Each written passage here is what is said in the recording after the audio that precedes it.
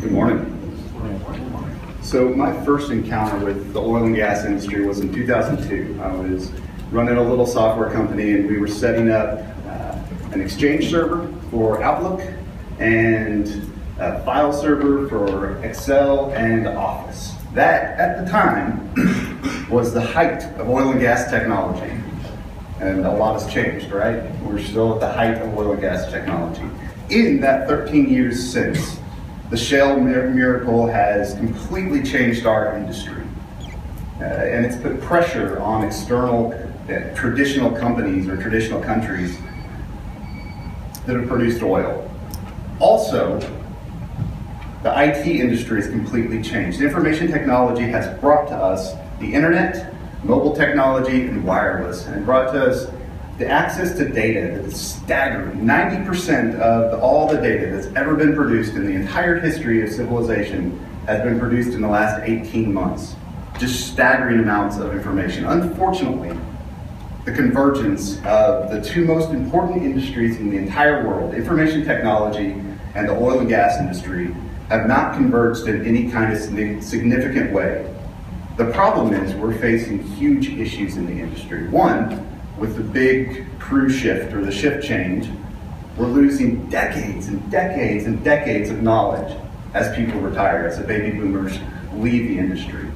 Also, we're facing enormous political and economic pressures from other countries and from the price drop. We have to change that. We have to fix this problem.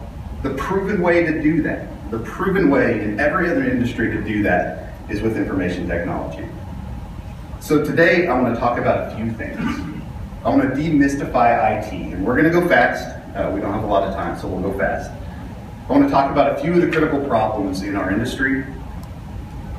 I want to talk about how other industries have embraced IT in significant ways where we have not. I want to talk about major barriers to adoption, and then finally, I want to give an example of the powerful use of IT in our industry.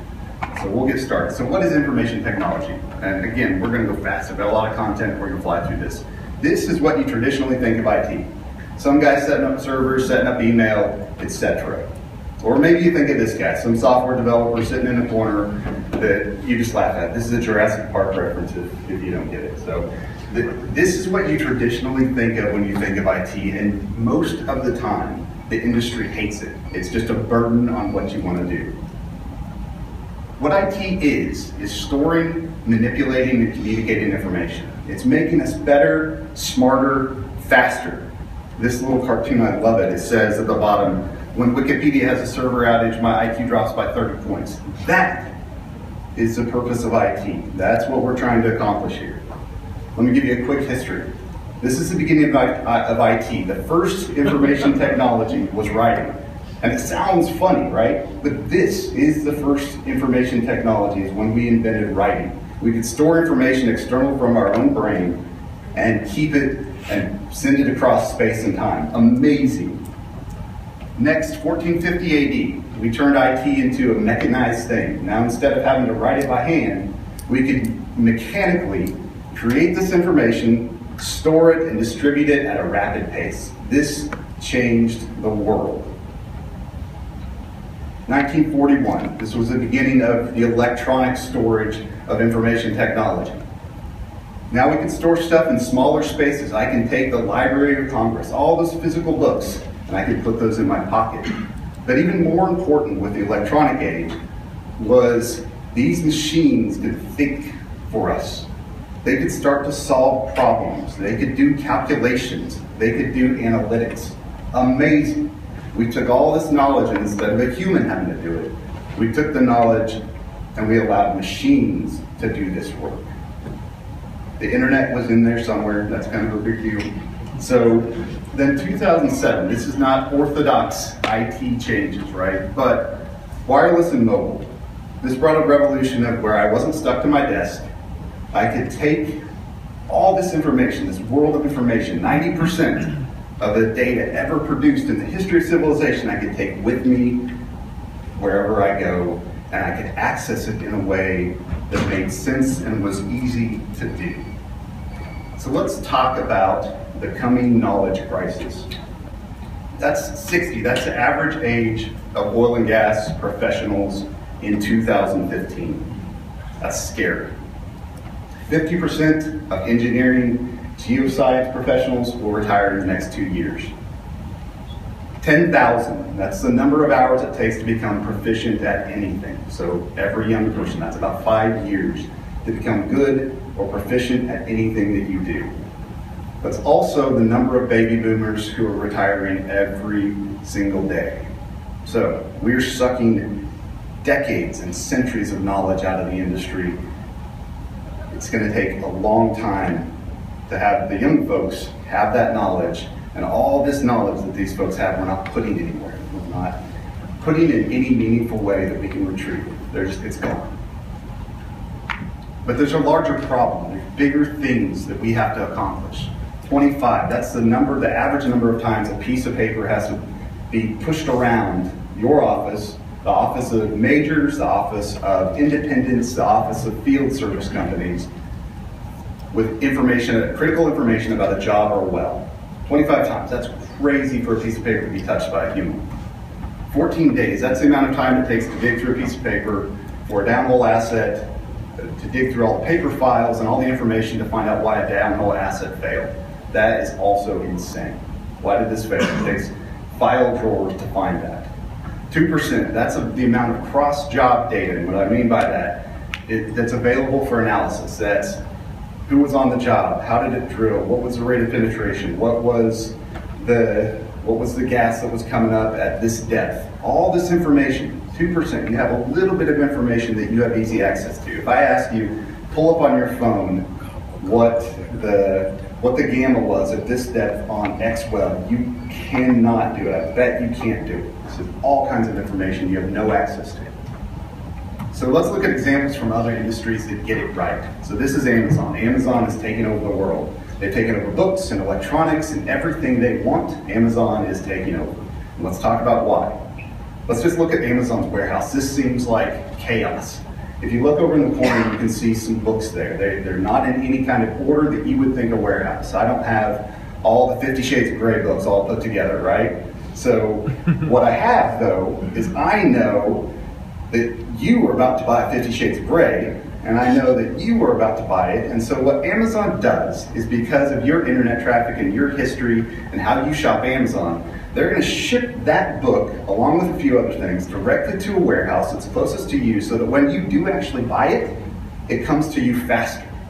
So they are doing predictive analysis on customer behavior in a way that is staggering. It's amazing. It will blow it is unbelievable. You can't actually get your head wrapped around how they do data analysis and predictive analysis of what you will buy and when you will buy it, because a human being can't do it. They're offloading it to a computer. That's why it's unbelievable.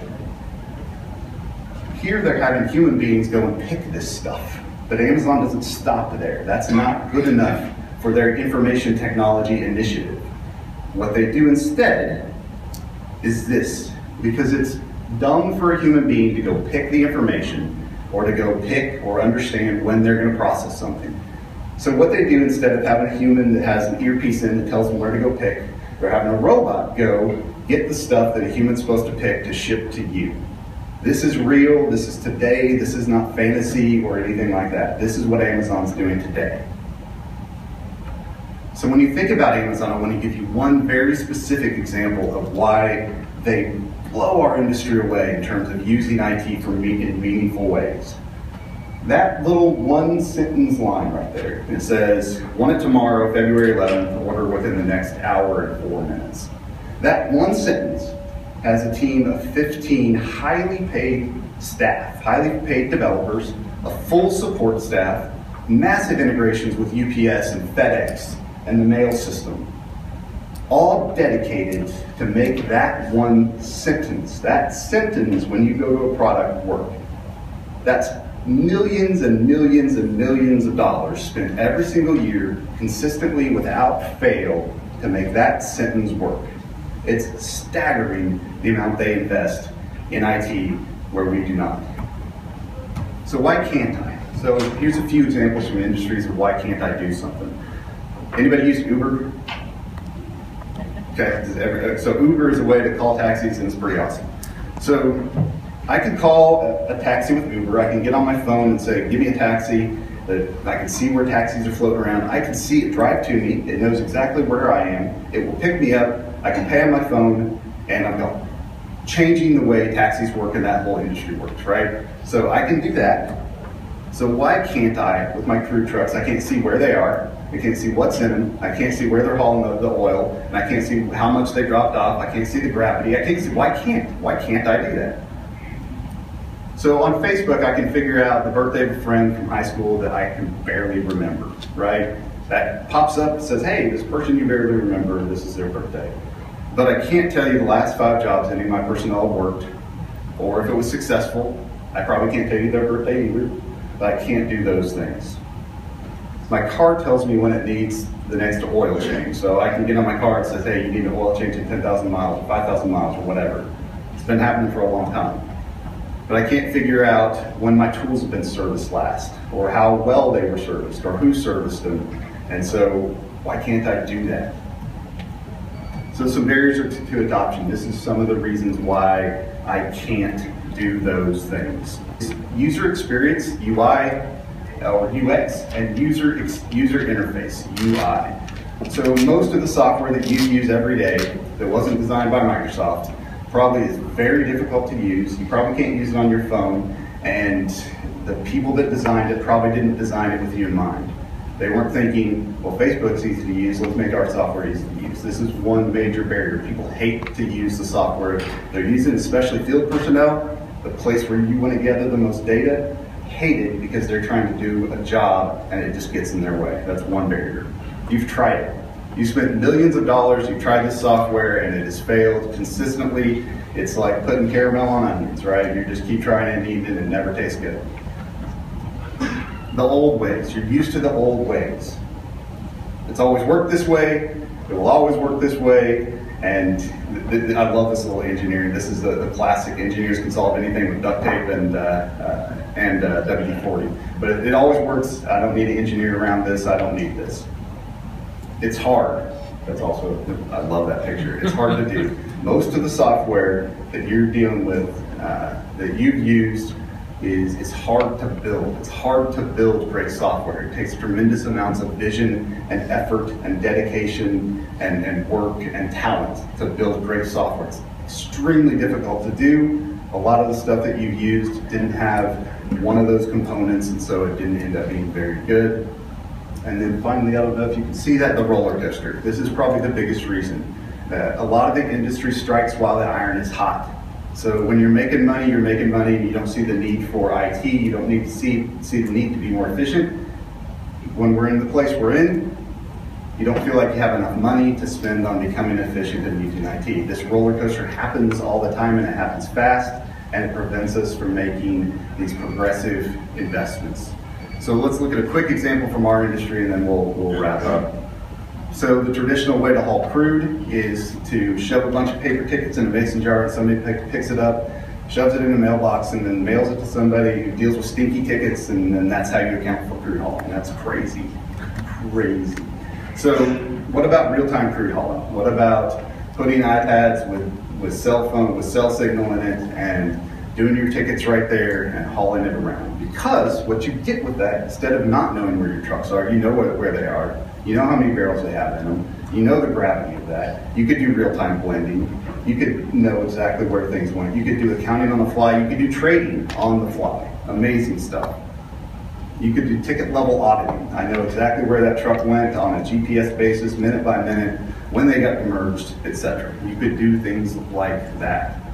You could improve safety. You would know that when I go to this well, it has a high gas content. I need to make sure that my truckers are safe and are aware of that. I could do social media type of stuff. If they do detect it, now I could flag that well that has a high H2S content. And then I could do big data analysis. I could look on a broader scale at what my data looks like. So I'll wrap up. We can no longer afford to be inefficient. There are political pressures. Whatever the conspiracy theory of the day, whether it was to get at Russia or whatever, there are political pressures that hurt our industry that push prices around, that cause us to have to be efficient, to the level that people like Amazon are efficient. There are market pressures. Our friends over at OPEC do all sorts of things that aren't in our best interest, or maybe they are, who knows. But there are outside market pressures that cause us to have to be efficient. And to wrap up, we're in the dark age. We are in the dark age of information technology, and we are the industry of the age, right? Energy and IT are the industry of the age. We cannot continue to keep those separate. We can't do the old ways. That picture is of one of the most beautiful tool sets from a woodworker that you will ever see in the world. It's famous, it's a beautiful tool set.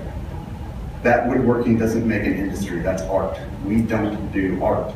We have to become efficient. We have to adopt IT in significant ways, in Amazon, Google type of ways, and invest and commit to it. Thank you guys.